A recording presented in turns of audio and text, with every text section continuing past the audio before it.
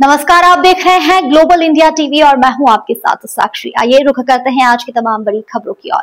तो नगरीय शेगांव में चुनावी माहौल अभी से ही गर्म हो चुका है। नगर परिषद चुनाव की घोषणा होती ही उम्मीदवारों की संख्या लगातार बढ़ रही है, जिससे नेताओं की सिरदर्दी भी बढ़ने लगी है। बुल्ढाना जिले की नगर परिषद चुनाव की घोषणा के साथ ही सभी दलों के कार्यकर्ता और इच्छुक उम्मीदवार अब मैदान में उतर चुके हैं।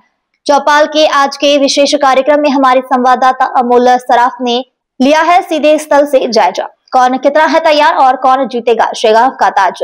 पहले बात करते हैं शेगांव की स्थिति की। नगराध्यक्ष का पद इस बार पुरुष आरक्षित होने से युवा चेहरे में जबरदस्त उत्सुकता दिखाई दे रही है। सभी दलों से इच्छुक उम्मीदवार आगे बढ़ रहे हैं। हर गली मोहल्ले में चर्चा एक ही है, नगराध्यक्ष की कुर्सी पर कौन बैठेगा। स्थानीय नागरिकों का कहना है कि इस चुनाव में मुद्दे अहम है, शहर की स्वच्छता, पानी की आपूर्ति और विकास की योजनाएं, लेकिन साथ ही उम्मीदवारों का चरित्र, कार्य और जनता से संपर्क भी महत्वपूर्ण भूमिका निभाएंगे। 15 प्रभाग, 30 उम्मीदवार और एक मुख्य नगराध्यक्ष पद। इन तीनों कारणों से शेगांव की राजनीति में जबरदस्त गर्मी है। प्रचार जोरों पर है और हर दल अपनी रणनीति पर विचार कर रहा है। 3 तारीख को बैलेट बॉक्स में होने वाला निर्णय और परिणाम के दिन कौन उड़ेगा गुलाल, और यह देखने के लिए संत नगरी के सभी लोगों की नजरें अब चुनावी नतीजे पर टिकी हुई है। शेगांव से चौपाल, अमोल सराफ, इच्छुक उम्मीदवार और नागरिक। राज्यात स्थानिक स्वराज्य संस्था म्हणजेच नगर परिषदेच्या निवडणुका जाहीर झाल्या आहे। राज्यामध्ये बुलढाणा जिल्ह्यात देखील सर्व ज्या नगर परिषद आहे त्याच्याकरता आता हे सगळं सज्ज झालेले आहे, कार्यकर्ते सज्ज झालेले आहे, पक्ष सज्ज झालेला आहे। आज आपण बुलढाण्यातील संतनगरी शेगांव मध्ये आहोत की जिथे कशी कार्यकर्त्यांची, इच्छुकांची तयारी आहे, त्यांच्यासोबत थेट आपण त्यांच्या प्रतिक्रिया जाणून घेऊया। आम्हाला सांगा, आपण कशी तयारी करत आहात निवडणुकीच्या संदर्भात? आणि नमस्कार, मी विठ्ठल अवताडे, मी प्रभाग क्रमांक 10 मधून अपक्ष किंवा पक्षाने जर तिकीट दिलं तर पक्षाच्या माध्यमातून निवडणूक लढवण्यासाठी इच्छुक आहे। गेल्या 15 वर्षापासून माझा सामाजिक हा एक अंगाने मी काम केलेलं आहे। सर्व प्रभागाच्या माध्यमातून माझी ओळख परिचय चांगली आहे। 15 वर्षापासूनचा जो सामाजिक माझा बांधील ठेवलेली आहे मी, त्याच्या बेसवर मला नक्कीच त्या प्रभागातून मतदान होऊ शकते। आणि युवा कार्यकर्ता म्हणून मी नक्कीच शेगांव शहराच्या विकासासाठी सर्वांगीण विकास झाला पाहिजे म्हणून युवांनी या नगर परिषदेमध्ये जाणं हे तेवढंच गरजेचं आहे। त्याच अनुषंगाने मी विचार करत आहे आणि येणाऱ्या काळामध्ये नक्कीच जर संधी मिळाली, मायबाप जनतेने संधी दिली तर या शहराच्या विकासासाठी कार्य करण्यासाठी मी तत्पर आहे। आपण भाजप पक्षाकडून इच्छुक आहात, निश्चित तिथे इच्छुकांची गर्दी खूप असेल उमेदवार घेण्याकरता। काय सांगाल, कसं तुमचं विजन आहे आणि काय कराल? नमस्कार, मी अनिकेत संजय देशमुख, वार्ड क्रमांक 9B मधून मी उमेदवारीसाठी अर्ज दाखल केलेला आहे भारतीय जनता पक्षाकडनं। माझी अशी इच्छा आहे की आतापर्यंत राजकारणामध्ये जे झालंय, जे विकास झालाय, त्याच्यात मी स्मार्टनेस आणखी कसा आणेल, आणखी गतिशील कामाला कशी देईल आणि युवा वर्गासाठी आपला जो रोजगार आहे तो सभागृहात ठामपणे कसा मांडू शकेल यासाठी मी प्रयत्नशील नेहमी राहील आणि माझा आवाज नेहमी जनतेसाठी उठवत राहील, ही अशी माझी इच्छा आहे। नमस्कार, मी दिलीप भीमराव पटोकार, जिल्हा उपाध्यक्ष किसान काँग्रेस, प्रभाग क्रमांक 10B मधून मी वार्ड क्रमांकाची निवडणूक लढणार आहे। आणि पक्षाची ध्येय धोरण आणि भूमिका घेऊन मी सतत आंदोलन केलेले आहेत। निवेदन देऊन बऱ्याचशा नागरिकांच्या समस्या मार्गी लावण्याचा प्रयत्न केला आहे।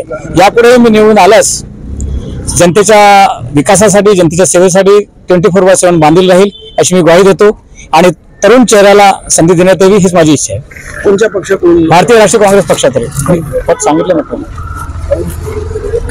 एकंदरीत नगराध्यक्ष पद देखील दादा तुम्ही आता करूच लोकांना काही नगराध्यक्ष पदाकरता देखील इच्छुक उमेदवार आहेत तिथे, त्यांच्याशी आपण आता बोलूया। काय कसं तुमचं विजन आहे आणि कसं तुमची तयारी आहे? नमस्कार, मी सोमेश कांबळे। या नगर परिषद सार्वत्रिक निवडणूक 2025च्या संदर्भात मी भारतीय जनता पक्षाकडे नगराध्यक्ष या विषयासाठी उमेदवारी मिळावी यासाठी अर्ज केलेला आहे। विषय असा आहे की पहिल्यांदा या आरक्षणामध्ये असं झालेलं आहे की हा आपला जो नगराध्यक्ष पदासाठी जी उमेदवारी निघाली किंवा जे आरक्षण निघालं ते SC साठी निघालेलं आहे। तर त्या माध्यमातून संधी म्हणून म्हणा किंवा आजच्या सरकारचा, केंद्र सरकार असो, राज्य सरकार असो, त्या माध्यमातून ज्या योजना आणि स्थानिक स्तरापर्यंत त्या कशा जास्तीत जास्त पोहोचतील या शहराचा सर्वांगीण विकास कसा होईल आणि यामध्ये सर्वात जमेची बाजू की आताच्या राजकारणामध्ये, सक्रिय राजकारणाने युवकांचा वाढलेला प्रतिसाद, युवकांचं वाढलेलं वजन, या सर्व गोष्टींचा विचार करून पक्षाने मी मागणी केलेली आहे. जर संधी मिळाली तर या संधीचं नक्कीच सोनं होईल. अशी शेगावमध्ये अनेक वेळा इथलं म्हणजे श्रींचं संस्थान आहे, इथे सगळ्या 100% राज्यातून भाविक येत असतात. इथला जो ट्रॅफिकचा म्हणा किंवा एक अतिक्रमणचा मुद्दा वारंवार येतो, भाविकांना अनेक ठिकाणी तिथे त्रास होतो, त्या संदर्भात काय तुम्ही तुमचं एक हाताचं विजन आहे? बरोबर आहे सर, की काय आहे की आता जसजशी या गावाची लोकसंख्या वाढते, जसजसं या परिसीमा या शहराची वाढते, तर या तिथल्या ज्या समस्या आहेत त्याही वाढतात. परंतु आज जसं तुम्ही सांगितलं की बा संतनगरी शेगाव असल्यामुळं या ठिकाणी 12ही महिने असं काही लिमिटेड पिरियड नाही का उत्सवामध्ये, 12ही महिने श्रींच्या दर्शनासाठी येणारी गर्दी भरपूर आहे. ट्रॅफिकची समस्या आहे आणि त्या माध्यमातून या गावाला जो स्थानिक आणि बाहेरचे असतील, शेवटी भक्तांचा रोष असो किंवा स्थानिक, आता शेवटी ते आपलेच आहेत, कुठेतरी या माध्यमातून त्यासाठी चांगल्या पद्धतीने ट्रॅफिकचं नियोजन करून स्थानिक प्रशासनाला सोबत घेऊन कसं करता येईल या दृष्टीने आपण त्यावर नक्की उपाययोजना करूया.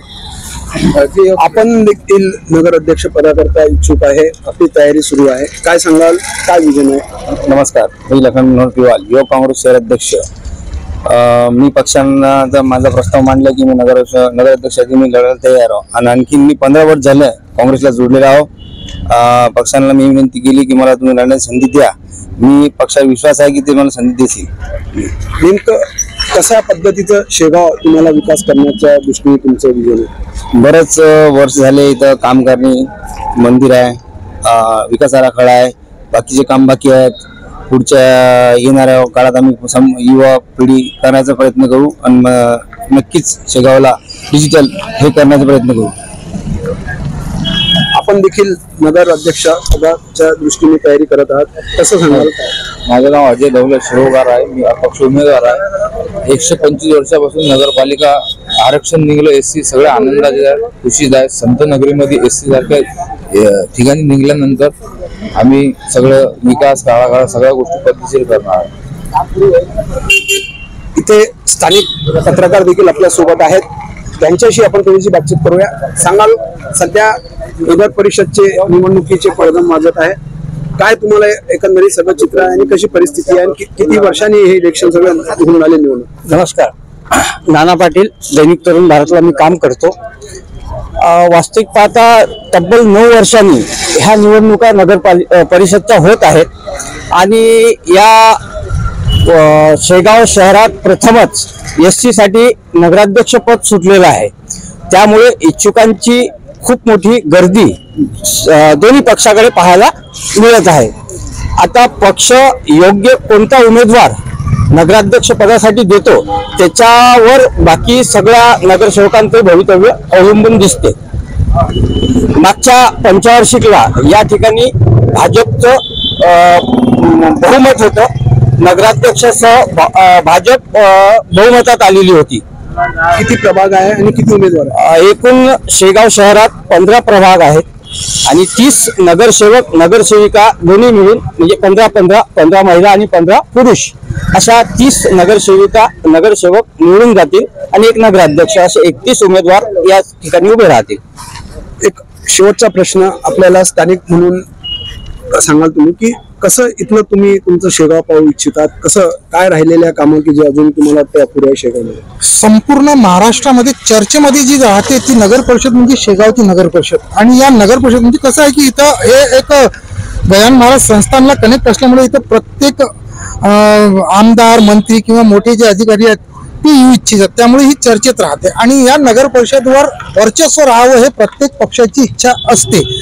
येथे जवळजवळ 15 जे आहेत ते प्रभाग आहेत आणि 30 जे आहेत ते वार्ड आहेत. एक नगराध्यक्षपद अनेक दिवसापासून ज्या उमेदवारांना उत्सुकता होती की आपण नगराध्यक्ष कसं बनावं. मागच्या वेळेस महिला राज होता, यावेळेस पुरुषांची ताकद जास्त दिसत आहे.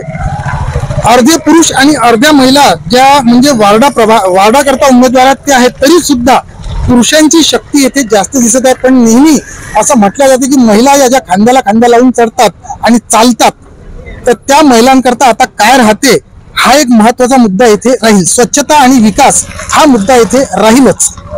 तर